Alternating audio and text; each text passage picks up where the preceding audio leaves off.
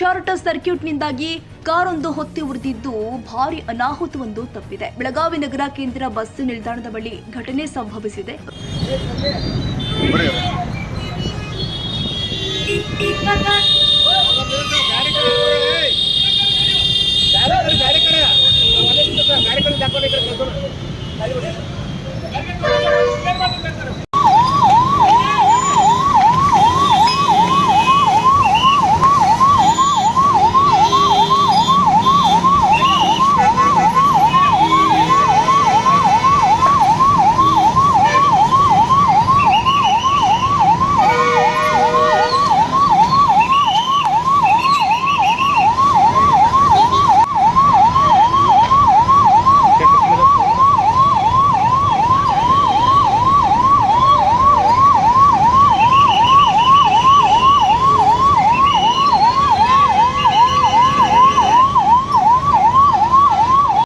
ನೂಲೆ ಎಂಬುವರ ಸೇರಿದ ಕಾರು ಇದಾಗಿದ್ದು, ಕಾರು ಸ್ಟಾಪ್ ಮಾಡಿ ಕೆಳಗಡೆ ಇಳಿತಾ ಇದ್ದಂತೆಯೇ ಬೆಂಕಿ ಹೊತ್ತಿಕೊಂಡಿದೆ. ಬೆಂಕಿ ಅವಘಡದಿಂದಾಗಿ ಸಂಪೂರ್ಣ ಸುಟ್ಟು ಕರಕಲಾಗಿದ್ದ ವಾಹನ.